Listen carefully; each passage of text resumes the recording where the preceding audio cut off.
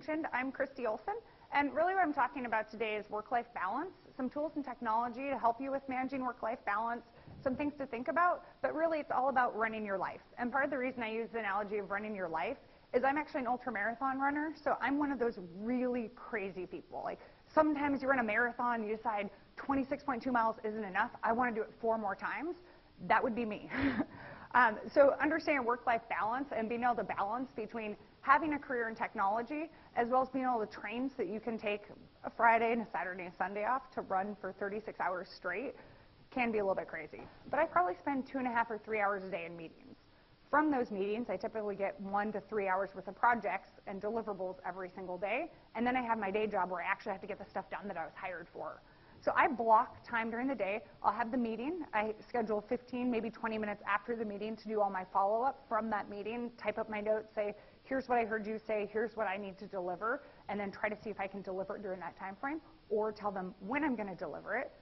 But I also block out time knowing that every week I need to bid on do all my bidding for a search perspective. So Rand is the CEO of what used to be SEO Moz, now it's just Moz.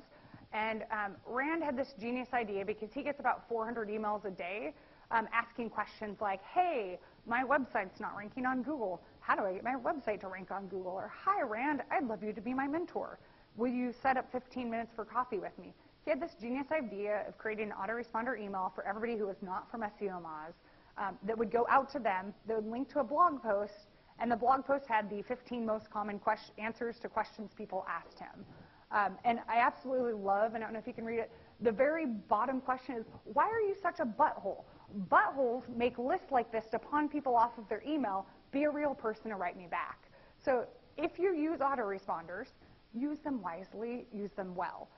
He thought this was going to save him a lot of time, but instead it got him a lot of angry emails and a lot of angry calls directly to him and to SEO Moz of people saying, what, you don't have 15 minutes to answer my question? So if you set up autoresponders on your email, do it wisely. What I've ended up doing, and it's saved me a lot of time, is I get a lot of similar questions over and over again. So I have a draft in my inbox of the top 15 answers that I typically have to respond to people, and I customize it with me, where I know that if I can do a little bit more on the work side and spend maybe 60% of my time doing work, 40% doing all the other stuff I love, that I can get to that level I want to be. And once I get there, I can work and figure out how do I rebalance my life and rejigger it so I can do the best blend of both. Great.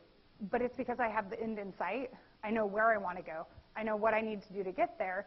And so the stress behind holding the glass out, it's manageable because I know that there is an end. If you don't know that there's an end in sight, it gets really stressful, and then the work-life balance comes into play. And so I hope that helps answer most of your questions.